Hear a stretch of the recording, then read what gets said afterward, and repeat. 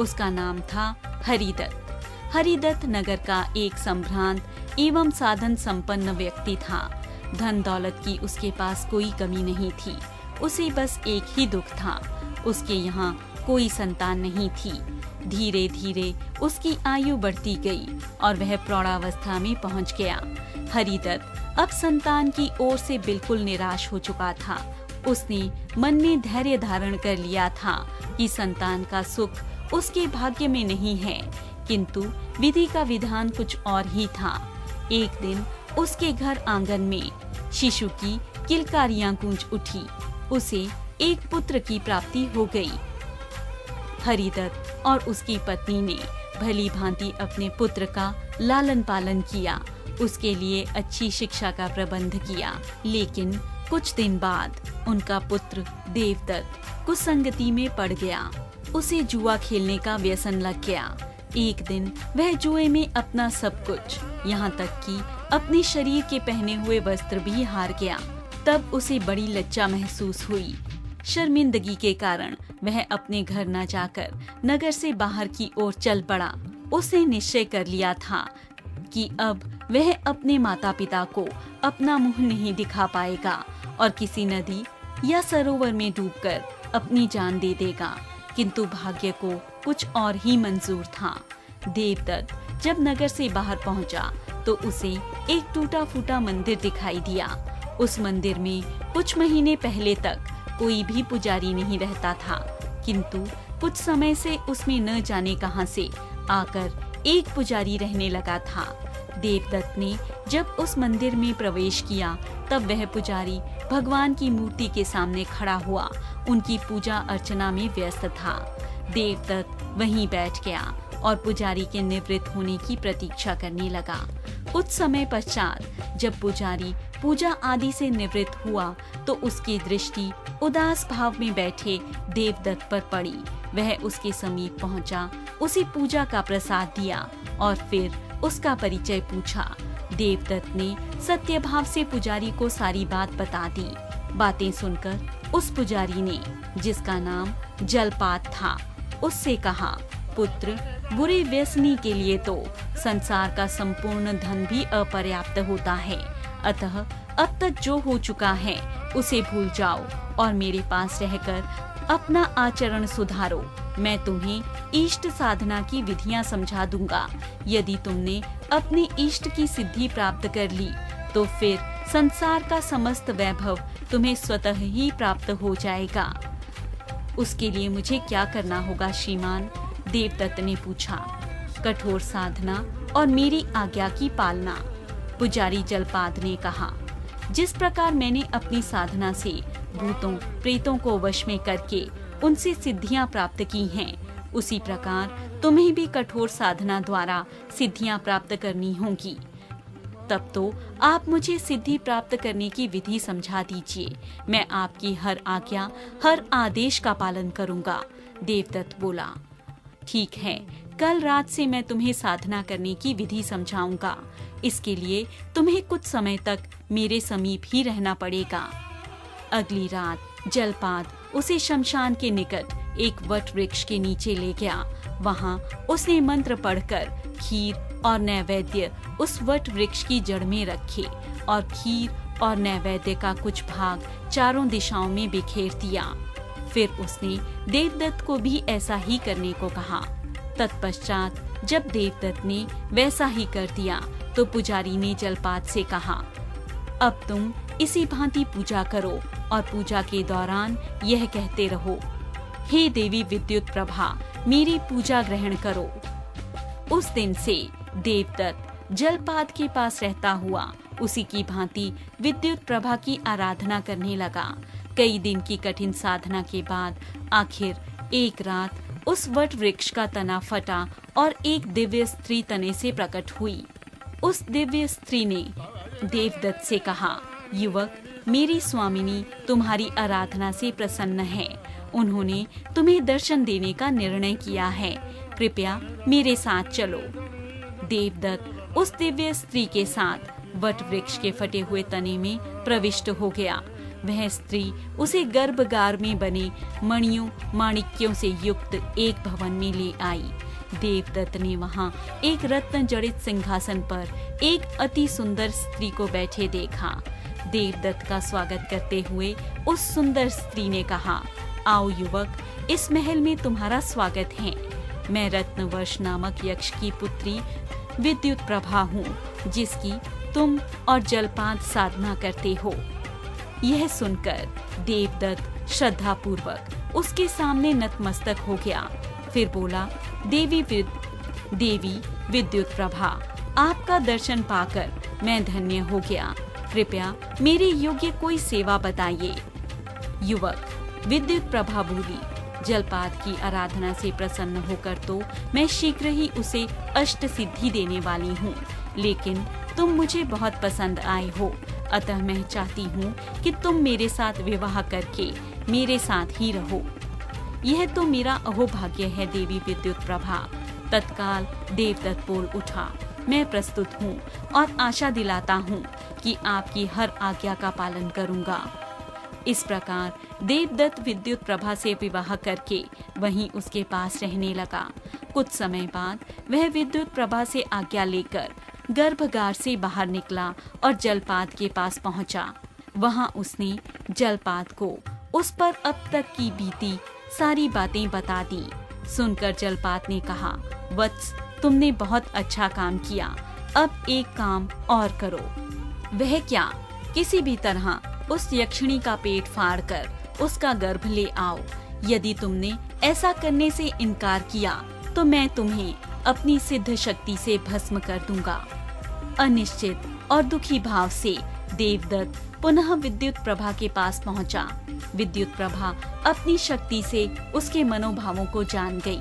उसने देवदत्त को आश्वासन दिया, देवदत्त, मैं जान गई हूँ कि जलपात ने तुम्हें विवश करके मेरा गर्भ लाने के लिए भेजा है, ताकि वह उस गर्भ का भक्षण करके असंख्य सिद्धियां प्राप्त कर सके।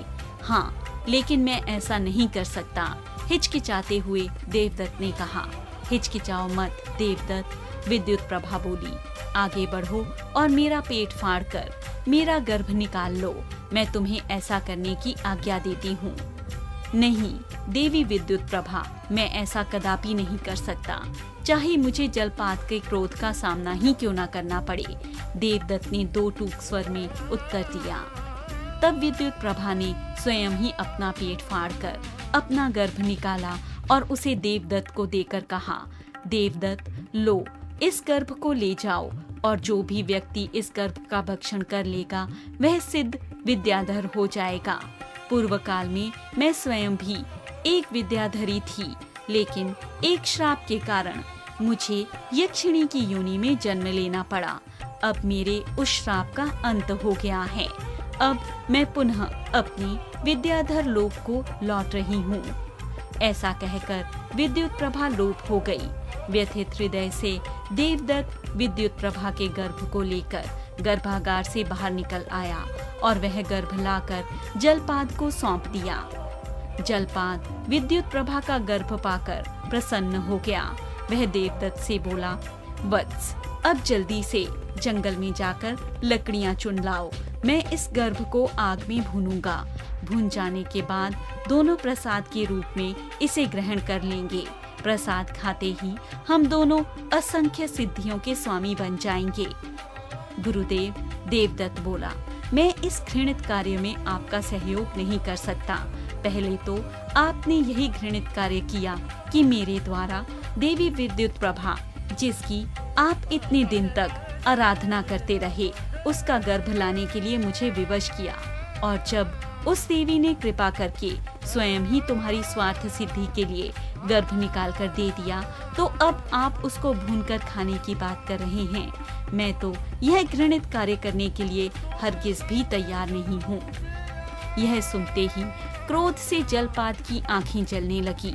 उसने देवदत्त की ओर लाल लाल आंखों से देखते हुए कहा, देवदत्त, मैंने जो कुछ कहा है तत्काल उसका पालन करो, अन्यथा मैं तुम्हें अभी यमलोक पहुंचा दूंगा। मरता क्या ना करता। मृत्यु के भय से देवदत्त तत्काल लकड़ियां चुनने के लिए जंगल में चला गया। जब वह लकड़ी लेकर जंगल से लौटा तो उसने जलपाद को वहां से गायब पाया। देवदत्त समझ गया कि जलपाद ने उसके साथ धोखा किया है। जंगल से लकड़ियां लाने का तो एक बहाना था। दरअसल जलपाद उसे किसी तरह से वहां से दूर भेजना चाहता था ताकि अकेला ही विद्युत प्रभा के गर्भ को पकाकर खा सके, और वह अपने उस उद्देश्य में कामयाब भी हो चुका था। यह सब जानकर देवदत्त के मन में जलपाद के प्रति घृणा पैदा हो गई। उसने निश्चय कर लिया कि जलपाद की इस धूर्तता की सजा वह उसे अवश्य देगा। तब उसने अपने अभीष्ट महोप्रेत को सिद्ध करने का निश्चय कर लिया। वह फट वृक्ष के नीचे बैठ गया और मंत्र पढ़कर अपने शरीर का काफी मांस काटकर महाप्रेत का आवाहन करने लगा। इस प्रकार जब वह अपने शरीर का मांस प्रेतराज की भेंट चढ़ा चुका तो उसके कृत्य से प्रसन्न होकर महाप्रेत प्रकट हुआ। उसने कहा, देवदत्त अब बस करो, अब और अपना मांस काटकर मेरा आवाहन करने की आवश्यकता नहीं है। मैं तुमसे प्रसन्न हूँ, बोलो क्या चाहते हो। देवदत्त बोला, हे प्रेतराज, जलपाद ने मेरे साथ छल किया है। उस पापी ने देवी विद्युत प्रभा का गर्भ लाने से पहले मुझे माध्यम बनाया, और जब मेरी विवशता जानकर देवी विद्युत प्रभा ने मुझ पर कृपा करके स्वयं ही अपना गर्भ निकालकर मुझे दे दिया, तो जलपाद स्वयं उस गर्भ से सिद्धि प्राप्त करके न जाने कहां चला गया। मैं उससे इस दुष्कर्म का बदला लेना चाहता हूँ। प्रेतराज बताओ, वह पापी कहाँ है। प्रेतराज ने अपनी अंतर्दृष्टि से देखकर बताया, देवराज, जलपाद इस समय विद्याधर लोक में विद्युत प्रभा के महल में है और देवी विद्युत प्रभा से अपना प्रेम स्वीकार कर लेने का आग्रह कर रहा है। तब तो मुझे तुरंत ही विद्याधर लोक पहुंचना चाहिए। देवदत्त व्याग्रता से बोला, हे प्रेतराज, मुझे तुरंत विद्याधर लोक पहुंचाओ। महाप्रेत के कंधों पर बैठकर विद्यादत्त आकाश मार्ग से विद्याधर लोक में पहुंचा। महाप्रेत ने उसे देवी विद्युत प्रभा के महल के प्रांगण में उतार दिया और अदृश्य रूप से एक ओर खड़ा हो गया। जलपाद उसी समय राजसी वस्त्र पहने विद्युत प्रभा से अपनी पत्नी बन जाने का आग्रह कर रहा था, और विद्युत प्रभा बार बार उसे इनकार कर रही थी। तब पापी जलपाद उससे बलात्कार करने के लिए उद्यत हो गया। विद्युत प्रभा उसकी पकड़ से छूटकर इधर उधर भागने का प्रयास करने लगी। तभी उसकी नजर देवदत्त पर पड़ी। वह जोर से चिल्ला पड़ी, देवदत्त, मुझे इस पापी से बचाओ। यह दुष्ट मेरे साथ बलात्कार करने की चेष्टा कर रहा है। बस फिर क्या था, देवदत्त की आंखों में खून उतर आया। उसने विद्युत प्रभा को एक ओर किया और जलपाद से भिड़ गया। दोनों में द्वंद्व युद्ध होने लगा, लेकिन कुछ देर में देवदत्त की शक्ति जवाब देने लगी। असीम सिद्धियां प्राप्त किए हुए जलपाद के सम्मुख वह पस्त पड़ने लगा। यह देखकर महाप्रेत उसकी मदद के लिए उपस्थित हुआ। उसने वह चमत्कारी तलवार देवदत्त को दे दी, जिसमें देवदत्त की समस्त सिद्धियां समाहित थीं। प्रेत ने फुसफुसाकर देवदत्त के कान में कहा, देवदत्त, यह चमत्कारी तलवार जलपाद की जान है। जब तक वह इसके अधिकार में रहेगी, वह अजेय रहेगा। विश्व की कोई शक्ति इसका मुकाबला नहीं कर पाएगी। अतः अब तुम इसी के शस्त्र से इसका विनाश कर डालो। याद रखो, भूलकर भी यदि तलवार तुम्हारे अधिकार से बाहर चली गई, तब तुम्हारे साथ मेरा भी विनाश निश्चित है, क्योंकि अपनी मायावी अंतर्दृष्टि से जलपात मुझे भी देख चुका है। चमत्कारी तलवार हाथ में आते ही देवदत्त में बल का संचार हो गया। वह पूरी शक्ति से जलपात से जा टकराया। फिर देखते ही देखते उसने जलपात को परास्त कर दिया। भूमि पर पड़े जलपात की गर्दन पर तलवार की नोक जमाई। जब वह उसका वध करने ही वाला था, तो एकाएक विद्युत प्रभा चिल्लाई, नहीं देवदत्त, यह अधर्म का कार्य मत करना।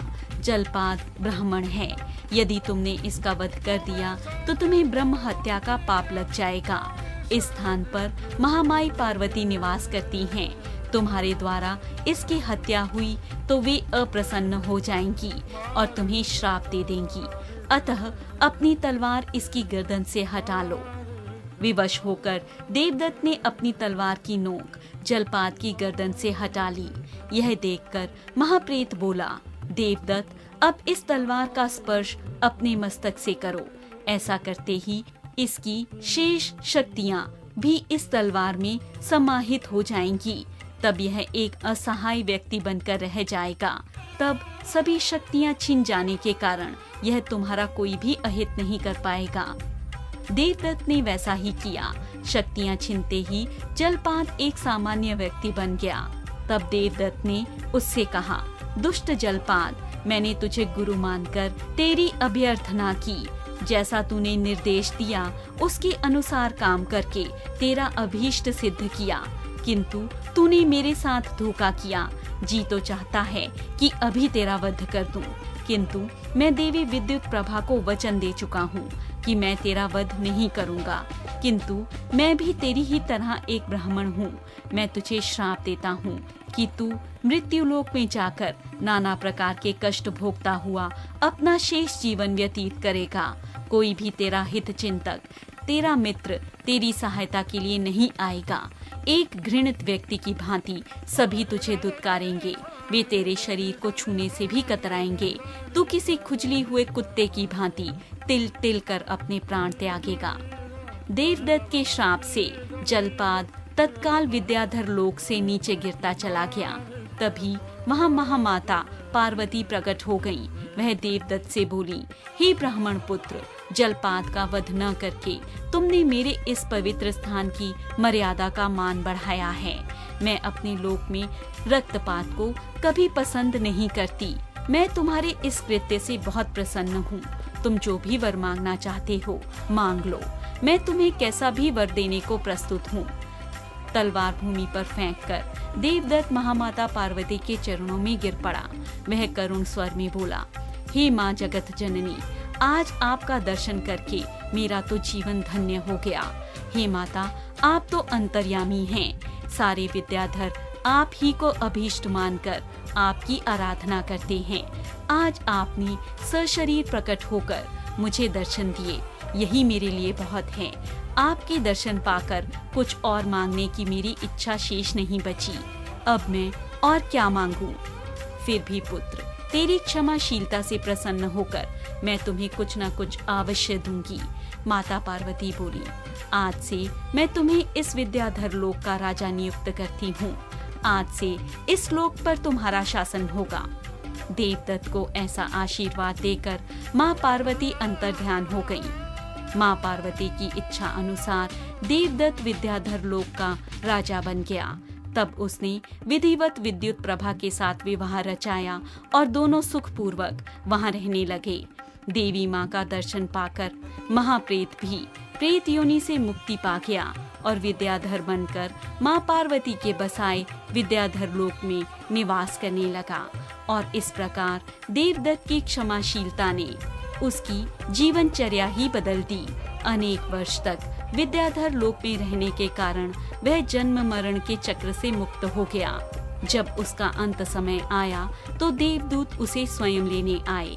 देवदत्त को स्वर्ग में स्थान मिला।